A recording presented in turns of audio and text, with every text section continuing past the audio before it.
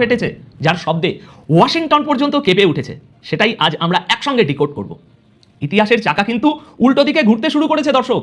Donald Trump ভেবেছিলেন ইরানের বুকে তিনি একাই বাঘের মতো ঝাঁপিয়ে পড়বেন আর পেছনে ন্যাটো বাহিনী তালি বাজাবে, কিন্তু না, খেলাটা এবার সম্পূর্ণ ঘুরে গেছে। ট্রাম্পের ইগো আজ এমন একটা দেওয়ালে ধাক্কা খেয়েছে যা তিনি স্বপ্নেও ভাবেননি। ব্রিটেন, ফ্রান্স, স্পেন, এমনকি জার্মানি, যারা আমেরিকার ছায়া হয়ে থাকতো, তারা আজ ট্রাম্পের মুখের উপর দরজা বন্ধ করে দিচ্ছে। তাহলে ন্যাটো কি ভাঙনের পথে, নাকি ইউরোপ আমেরিকার দাদাগিরি থেকে মুক্তি চাইছে?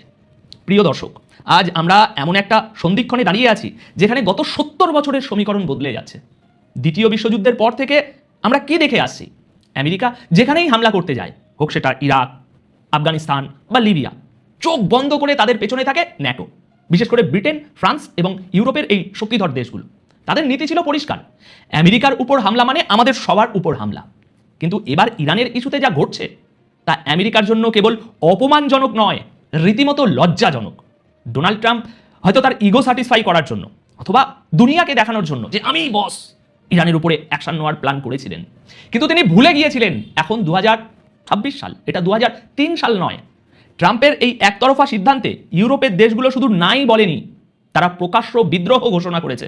ব্রিটেন তাদের বিমান ঘাঁটি দিতে অস্বীকার করেছে, স্পেন আমেরিকার যুদ্ধ বিমানকে তাদের আকাশে ঢুকতেই দিচ্ছে না, আর ফ্রান্স তো এক ধাপ এগিয়ে আমেরিকার সমকক্ষ হওয়ার ঘোষণা দিয়ে বসেছে। যে ইউরোপকে ট্রাম্প এতদিন কাগুজে বাঘ মনে করতেন, সেই ইউরোপ আজ ট্রাম্পকে মনে করিয়ে দিচ্ছে আমরা তোমার চাকর নই। প্রিয় দর্শক, পাওয়ার ইকুয়েশন বা ক্ষমতার ভারসাম্য আজ আটলান্টিক মহাসাগরের একদম মাঝখানে এরকম দুলছে। আজকের আলোচনায় আমরা গভীরে যাব, তবে তার আগে দেখে নিই আজকের এই এপিসোডের প্রধান ব্রেকিং নিউজগুলো, যা শুনলে আপনার চোখ কপালে উঠবে। আজকের প্রথম বড় ব্রেকিং, আমেরিকার সবচেয়ে পুরনো বন্ধু ব্রিটেন, বা বলা ভালো আমেরিকার সবসময়ের সঙ্গী, এবার ট্রাম্পকে পরিষ্কার জানিয়ে দিয়েছে ইরানে হামলার জন্য ব্রিটেনের মাটি ব্যবহার করা যাবে না। ট্রাম্পের ধমক বনাম ব্রিটিশ প্রধানমন্ত্রীর পাল্টা জবাব। কি ঘটেছে পর্দার আড়ালে? দ্বিতীয় খবর, যা আরও চমকপ্রদ, ফ্রান্সের প্রেসিডেন্ট ইমানুয়েল ম্যাক্রঁ, যাকে ট্রাম্প এতদিন অবজ্ঞা করতেন, তিনি এবার ইউরোপের নতুন নেতা হিসাবে আবির্ভূত হয়েছেন। ম্যাক্রো ঘোষণা করেছেন ফ্রান্স তার পারমাণবিক অস্ত্র বাড়াবে, কিন্তু কাউকে হিসাব দেবে না। ইউরোপকে আমেরিকার প্রভাব মুক্ত করার এই ডাক কি ন্যাটোর কফিনের শেষ ব্রেক? তৃতীয় এবং অত্যন্ত গুরুত্বপূর্ণ বিষয় হলো স্পেনের অভাবনীয় সাহস। আমেরিকার যুদ্ধবিমানকে রিফিউলিং বা তেল ভরার অনুমতি না দিয়ে ফিরিয়ে দিয়েছে স্পেন। ট্রাম্প রেগে গিয়ে স্পেনের সাথে বাণিজ্য যুদ্ধ বা ট্রেড ওয়ার ঘোষণা করেছে, কিন্তু সেখানে ঢাল হয়ে দাঁড়িয়েছে জার্মানি এবং পুরো ইউরোপীয় ইউনিয়ন। আজকের ভিডিওতে আমরা এই সমস্ত ঘটনাগুলোর বিশ্লেষণ করব, তাই কোনো অতিরিক্ত কথা নয়, একদম point to point perfect logic দিয়ে আলোচনা হবে। আজ 5ই মার্চ বৃহস্পতিবার দুপুর 1টায় এই খবর পড়ছি। আসুন প্রথমে কথা বলি কাকে নিয়ে? ব্রিটেনকে নিয়ে কথা বলি। দেখুন, আমেরিকা এবং ব্রিটেনের সম্পর্ককে বলা হয় স্পেশাল রিলেশনশিপ, কিন্তু ব্রিটিশ প্রধানমন্ত্রী কিয়ার স্টারমার এবার যা করলেন তা এই সম্পর্কের মূল সেটাতে কুড়ুল মেরেছে। ঘটনাটা একটু বুঝুন। ইরানের উপরে হামলা চালানোর জন্য আমেরিকার প্রয়োজন ছিল স্ট্র্যাটেজিক লোকেশন। ব্রিটেনের দুটো অত্যন্ত গুরুত্বপূর্ণ এয়ারবেস বা বিমান ঘাঁটি আছে, একটা হলো RAF ফেয়ারফোর্ড এবং অন্যটি হচ্ছে ভারত মহাসাগরের বুকে দিয়াগো গার্সিয়া। যদিও দিয়াগো গার্সিয়া আমেরিকা লিজ নিয়ে রেখেছে, কিন্তু চুক্তির ক্লজ অনুযায়ী সেখান থেকে কোনো অফেন্সিভ অ্যাটাক বা আক্রমণাত্মক হামলা চালাতে গেলে ব্রিটেনের অনুমতি লাগবে। কিন্তু ট্রাম্প ধরে নিয়েছিলেন স্টারমার তো আমার পকেটের লোক, অনুমতি ও তো কেবল আনুষ্ঠানিকতা। কিন্তু কিয়ার স্টারমার মুখের উপরে না বলে দিলেন। তিনি আজ পরিষ্কার বললেন, আমি ব্রিটিশ বিমান ঘাঁটি ব্যবহার করে ইরানকে মারার অনুমতি দেব না। কিন্তু কেন? কারণ ইতিহাস। 2003 সালের কথা মনে আছে দর্শক? তখন আমেরিকার প্রেসিডেন্ট ছিলেন জর্জ বুশ আর ব্রিটেনের টনি ব্লেয়ার। আমেরিকা মিথ্যে বলেছিল সেই সময় যে ইরাকের সাদ্দাম হোসেনের কাছে ওয়েপন অফ মাস ডিস্ট্রাকশন বা গণবিধ্বংসী মারণাস্ত্র আছে। সেই মিথ্যে তথ্যের ভিত্তিতে ব্রিটেন আমেরিকার সাথে যুদ্ধে নেমেছিল, আর তার ফলাফল কি হয়েছিল? ইরাক ধ্বংস হয়েছিল, লাখ লাখ মানুষ মারা গিয়েছিল, কিন্তু সেখানে কিছুই পাওয়া গেল না। আজ পর্যন্ত ব্রিটেন সেই গ্লানি বা অনুশোচনা ভোগে। তারা মনে করে আমেরিকার কথায় নেচে তারা নিজেদের হাত রক্তে যে রঞ্জিত করেছিল সেখানে আমেরিকারই সব দোষ।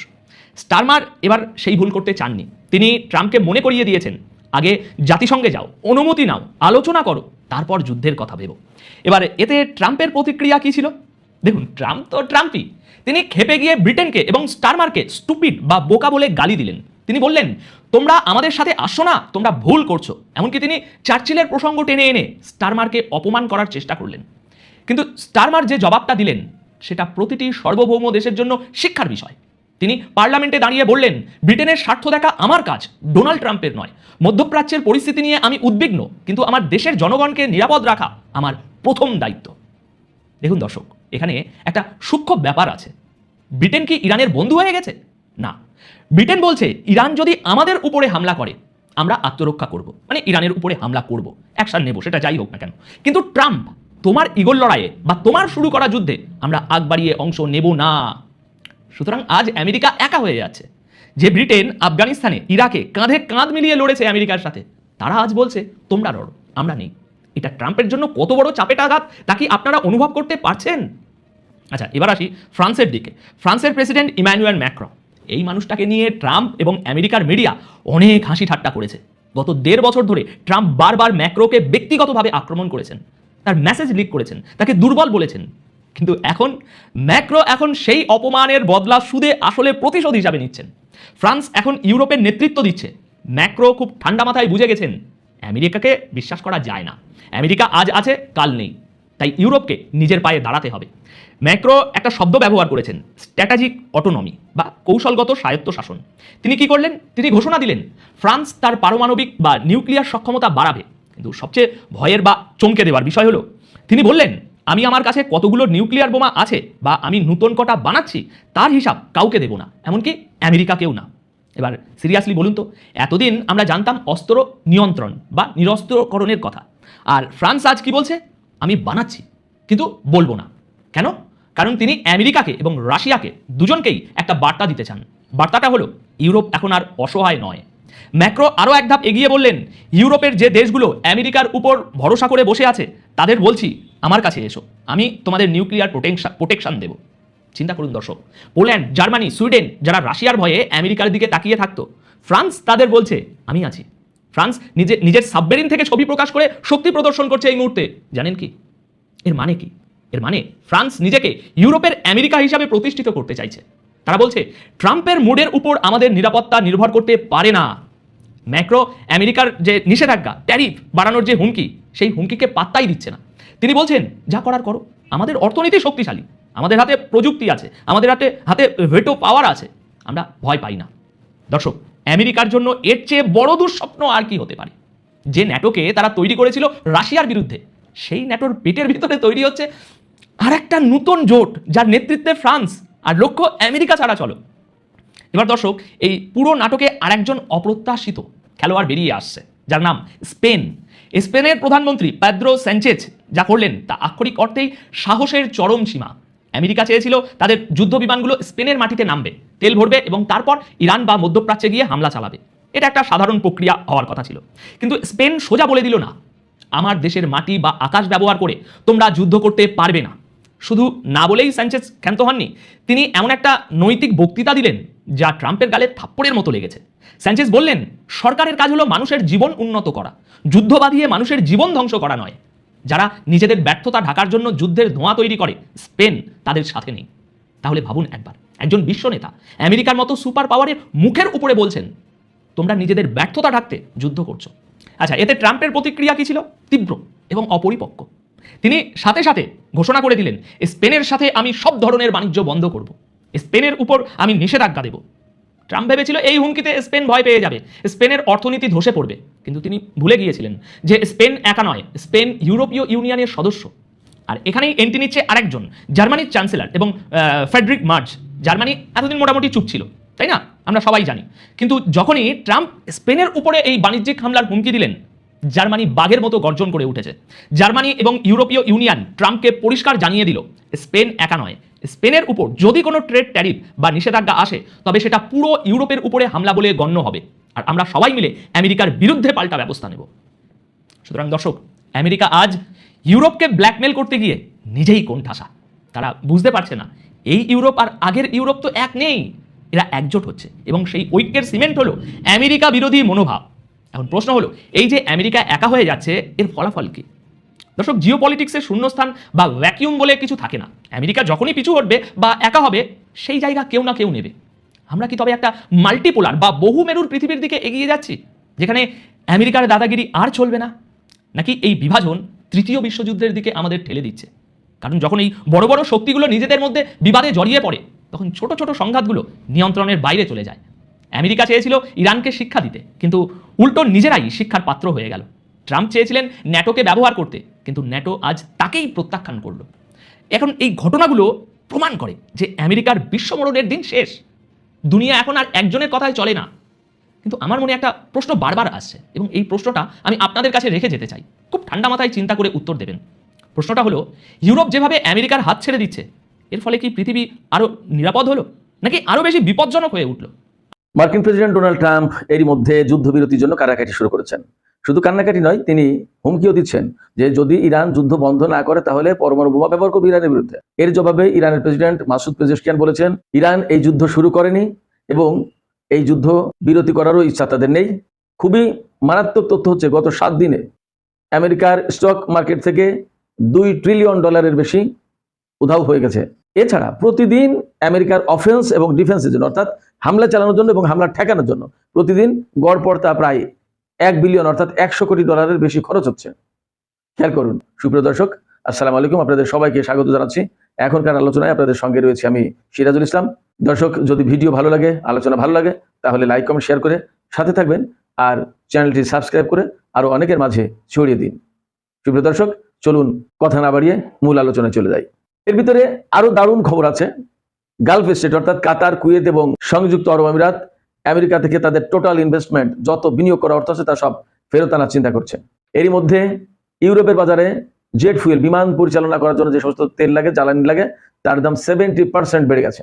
এছাড়া এভারেজ তেলের দাম বেড়েছে প্রায় 20 থেকে 50 ভাগ। গ্যাসের দামও একইভাবে বেড়েছে এবং আগামী 1 সপ্তাহের ভেতরে এর দাম একদম আকাশ ছুঁয়ে যাবে। আমি আরো কিছু খবর আপনাদেরকে জানিয়ে তারপরে আলোচনা শুরু করি। আরেকটি গুরুত্বপূর্ণ খবর হচ্ছে, ইসরায়েল তার সমস্ত বিমানের ফুয়েল ট্যাঙ্কার ভরে রেডি করছে যাতে ইরানের উপর হামলা চালানো যায়। এই খবর রাশিয়া জেনে রাশিয়া বলেছে, ইসরায়েল যদি ইরানের উপর এইভাবে ব্যাপকভাবে হামলা করে তাহলে রাশিয়া ইরানকে সমর্থন দেবে। সেই সমর্থনটা কোন মাত্রায় দেবে সেটা এখন ভাবার ব্যাপার। তবে মনে হচ্ছে যে প্রয়োজনে ইরানকে আরো প্রকাশ্য সমর্থন দিতে পারে রাশিয়া, এমনকি এই যুদ্ধে রাশিয়া সরাসরি জড়িয়েও যেতে পারে।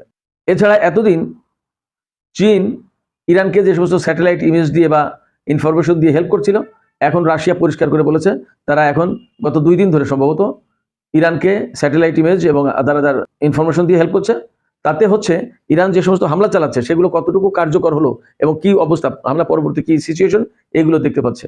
এর ধারাবাহিকতায় আমি আপনাদেরকে জানাতে চাই, জর্ডানে আমেরিকা যে আকাশ প্রতিরক্ষা ব্যবস্থা, বিমান বা ক্ষেপণাস্ত্র ধ্বংস করার জন্য তার ক্ষেপণাস্ত্র প্রতিরক্ষা ব্যবস্থা স্থাপন করেছিল, ইরানের হামলায় তা ধ্বংস হয়ে গেছে। শুধু সংযুক্ত আরব আমিরাত, কুয়েত এবং কাতারে ধ্বংস হয়নি, এটা জর্ডানে যেটা মোতায়েন করেছিল সেটাও ধ্বংস হয়েছে।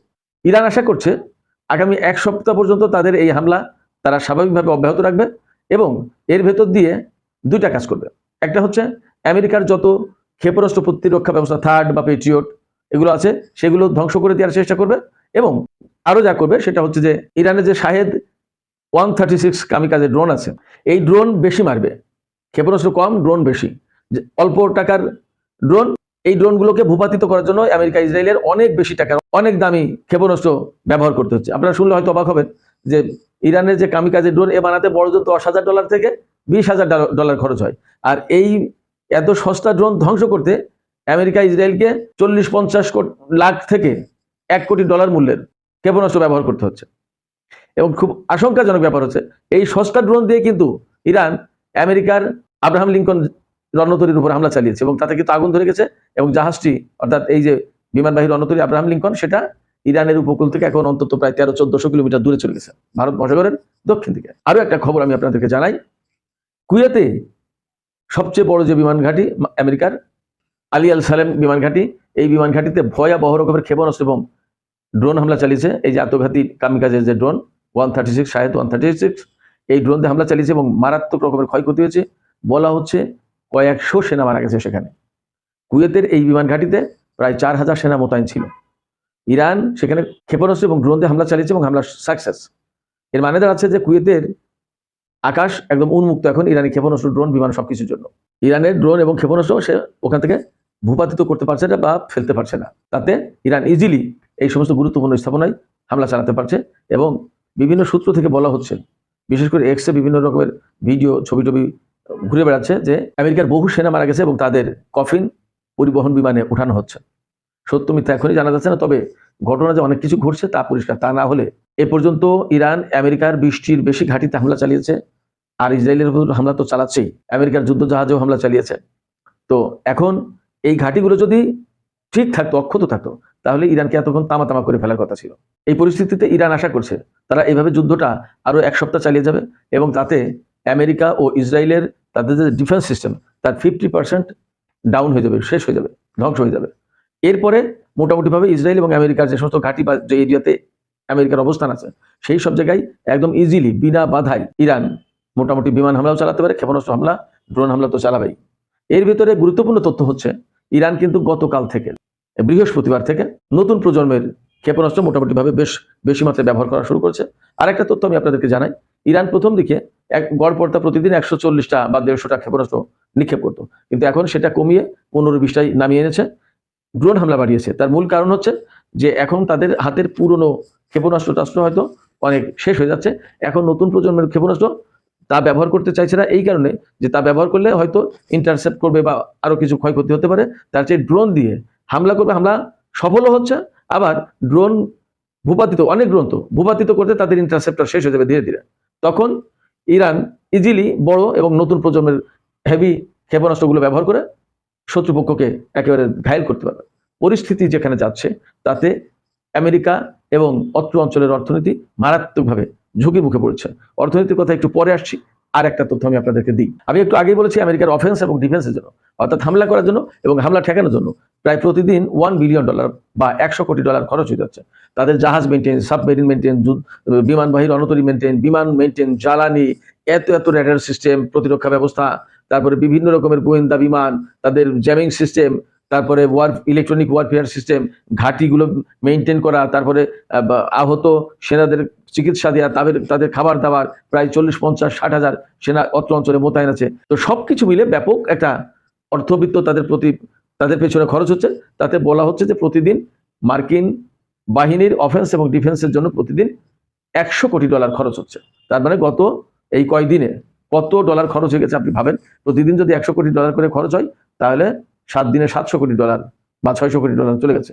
আর ক্ষয়ক্ষতি অন্যান্য তো আছে। এই অবস্থায় আমেরিকার অস্ত্র ভান্ডারে কিন্তু ইতিমধ্যে ঘাটতি দেখা দিয়েছে এবং তাদের আর্মস রিস্টক করার জন্য, তাদের ভান্ডার পূর্ণ করার জন্য পেন্টাগন মানে মার্কিন যুদ্ধ মন্ত্রণালয়, যেটা পেন্টাগন, সেই যুদ্ধ মন্ত্রণালয় $50 বিলিয়ন ঋণ চেয়েছে। তার মানে $50 বিলিয়ন মানে $5,000 কোটি ঋণ চেয়েছে। 5,000 কোটি টাকা না, $5,000 কোটি। প্রথম যে আলাপ দিয়ে শুরু করেছিলাম আজকের আলোচনা, সেটা হচ্ছে যে ডোনাল্ড ট্রাম্প যুদ্ধবিরতির জন্য প্রচেষ্টা চালাচ্ছে। বিশেষ করে ইউরোপের হয়তো কিছু কিছু দেশ প্রচেষ্টা চালাচ্ছে এবং তারা কোনো না কোনো চ্যানেলে ইরানের কাছে এই মেসেজ পাঠিয়েছে যে তারা যুদ্ধবিরতি চায়। এখন ইরানের প্রেসিডেন্ট সেই জায়গা থেকে বলেছে যে যুদ্ধবিরতির প্রশ্ন তো আমাদের পক্ষ থেকে না, যারা যুদ্ধ শুরু করেছে তাদের কাছে কি বলো। ইরানের কথা হচ্ছে যুদ্ধবিরতি হয়তো খুব সহজে করবে না, সহসাই তারা যুদ্ধবিরতিতে যাবে না। কারণ হচ্ছে কি, সবসময় বলে আসছি একটা কথা, এবং ইরানও এই দৃষ্টিভঙ্গিটাই ফলো করছে, সেটা হচ্ছে যে 2 দিন অন্তর অন্তর ইসরায়েল এবং আমেরিকা ইরানকে অপমানজনকভাবে হামলা করবে, তাদেরকে নাস্তানাবুদ করবে। তাদের জন্য এটা অত্যন্ত মান সম্মানের ব্যাপার। ইরানিরা খুবই আত্মমর্যাদাপূর্ণ জাতি, তাদের আত্মমর্যাদা, তাদের নিজেদের সম্মান বলতে অনেক বেশি হাই। 2 দিন অন্তর অন্তর ইসরায়েল এবং আমেরিকা তাদেরকে মারতে আসবে, এটা তাদের কাছে খুব অপমান। এই অপমান তারা সহ্য করবে না, এবং যাতে ইসরায়েল এবং আমেরিকা আর না মারতে আসে সেই জন্য তারা একটা ডিসিশন নিতে চায়, পরিষ্কার করতে চায়, যাতে আর ফয়সালা করতে চায়, যাতে আর ওই ধরনের হামলা করার সাহস তারা না পায়। এখন দেখা যাক কি অবস্থা দাঁড়ায়। এদিকে মার্কিন প্রেসিডেন্ট ডোনাল্ড ট্রাম্প তো বলেছেন ইরান যদি যুদ্ধ বন্ধ না করে তাহলে তিনি পরমাণু বোমা ব্যবহার করবে ইরানের বিরুদ্ধে। আমি বলি ডোনাল্ড ট্রাম্প যে কথা বলেছে অসম্ভব কিছু না, তার পক্ষে সবই সম্ভব। কিন্তু বিষয়টা এই পর্যায়ে গেলে 3য় বিশ্বযুদ্ধ অনিবার্য। এবং যতদূর খবর পাওয়া যাচ্ছে, ইরান বলেছে সম্ভবত যে তারা পরমাণু কর্মকাণ্ড আরো বাড়িয়েছে, অর্থাৎ যে পরিমাণে, যে মাত্রায় ইউরেনিয়াম সমৃদ্ধ করা হচ্ছিল তার মাত্রা বা পরিমাণ বাড়িয়েছে। এবং এর ভেতরেই এখন বাদ বাকিটা মনে হয় আমরা বুঝে নিতে পারি যে ইরানের এই তৎপরতার মানে কি। সবশেষে একটি আলোচনা আসে অর্থনৈতিক দিকগুলো নিয়ে। হরমুজ প্রণালী বন্ধ হয়ে যাওয়ার কারণে সারা বিশ্বের তেল এবং গ্যাসের মারাত্মক রকমের একটা চাপ পড়েছে। অবশ্যই রাশিয়া বলেছে তারা ইউরোপে গ্যাস, তেল এগুলো দেয়া বন্ধ করে দিয়ে এশিয়ার দিকে দেবে। সংকটে যেহেতু এশিয়ার দিকে দেবে, তার মানে ইউরোপের এগেনস্টে শক্তভাবে অবস্থান নিতে যাচ্ছে রাশিয়া। এবং রাশিয়া নিজেকে কিন্তু মূলত এশিয়ার বড় পার্ট মনে করে, ইউরোপ তাকে তো সেভাবে মূল্যায়ন করে না। ফলে এশিয়ার সাথেই তার সম্পর্কটা গড়ে তোলার চেষ্টা করছে এবং এশিয়ার প্রধান তার মিত্র ইরান, রাশিয়া, উত্তর কোরিয়া, ভারত এসব দেশ হলো তার খুবই গুরুত্বপূর্ণ মিত্র। এবং আরব দেশগুলো যে কথা বলছে যে আমেরিকা থেকে তাদের বিনিয়োগ প্রত্যাহার করে আনবে, এই কথাগুলো খুব গুরুত্ব বহন করবে। রাশিয়া এশিয়াকে তার গ্যাস তেলের সাপ্লাই দেবে, তার মানে এশিয়া যাতে কষ্টে না পড়ে এশিয়ার লোকজনের পাশে দাঁড়ানোর চেষ্টা করছে রাশিয়া, বিষয়টা খেয়াল রাখা দরকার। আমি মনে করি যে বাংলাদেশ সরকারও বিষয়টা আলাদাভাবে গুরুত্ব দিতে পারে, বিষয়টা নিয়ে কাজ করতে পারে। আর হরমুজ প্রণালী বন্ধ হয়ে যাওয়ার কারণে শুধুমাত্র ইরান বলেছে যে চীনের জাহাজ এদিক দিয়ে চলাচল করতে পারবে, আর কারো জাহাজ চলতে পারবে না। এবং এর মধ্যে আমেরিকার একটি তেলবাহী জাহাজে ইরান হামলা চালিয়েছে এবং সেই জাহাজ জ্বলছে।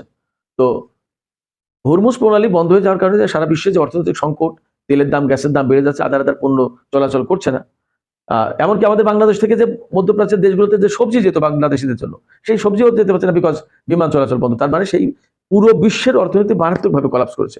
আমি বহুদিন আগে থেকে বলে আসছি, মধ্যপ্রাচ্য হচ্ছে বিশ্ব রাজনীতির কেন্দ্রবিন্দু, আর ইরান হচ্ছে মধ্যপ্রাচ্যের কেন্দ্রবিন্দু।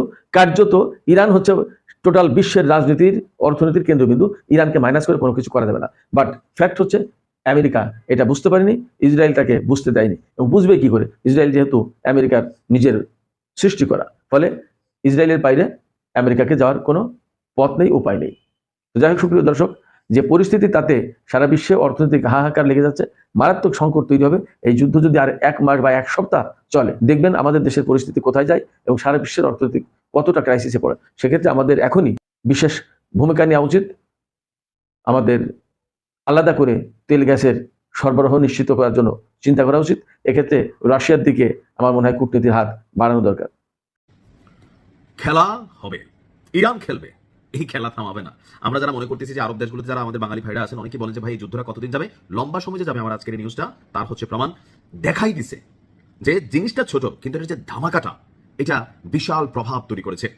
মার্কিন যুক্তরাষ্ট্রের মধ্যে তাদের যে নৌবাহিনীর শৌর্য, বীর্য, অহংকার যে জিনিসটা আছে, সেটা হচ্ছে তাদের নৌবহরে থাকা যে স্পেশাল বিমানবাহী, অর্থাৎ যে যুদ্ধ জাহাজগুলো আছে, যেখানে যুদ্ধ বিমান এখান থেকে শর্ট রানওয়েতে লঞ্চ করে এমনকি শত্রুপক্ষকে মুহূর্তের মধ্যেই ছিন্ন বিচ্ছিন্ন করে দেয়, তেমন বেশ কয়েকটি শক্তিশালী বিমানবাহী যুদ্ধ জাহাজ আছে। এর মধ্যে একটা হচ্ছে আব্রাহাম লিঙ্কন।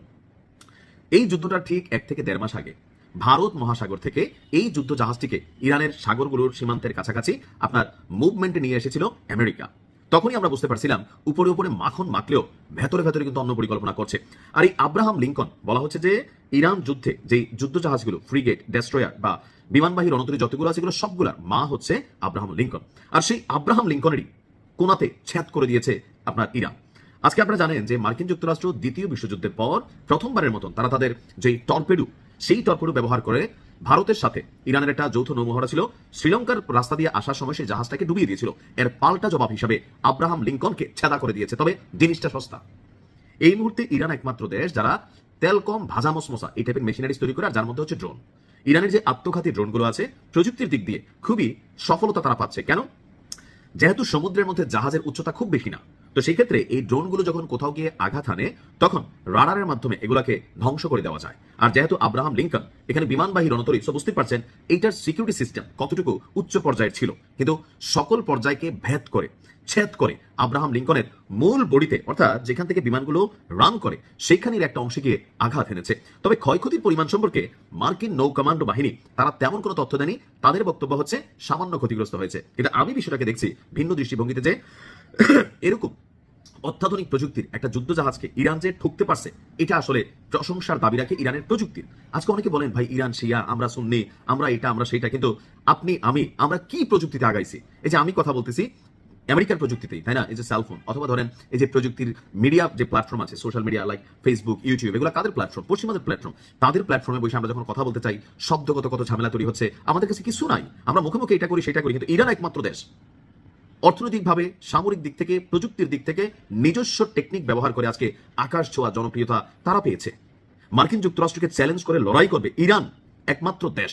চীন সাহস করে না, রাশিয়া সাহস করে না, কারণ আমেরিকার সাথে লড়াই করলে এর পরিণতি ভয়াবহ হবে। কিন্তু ইরানকে আপনি দেখেন, যখন এই ধরনের বড় যুদ্ধ জাহাজকে ইরান টাচ করতে পারে, তাহলে এই দেশটা যদি একটু পৃষ্ঠপোষকতা পায়, তাহলে কোন লেভেলে যাওয়ার সম্ভাবনা ছিল।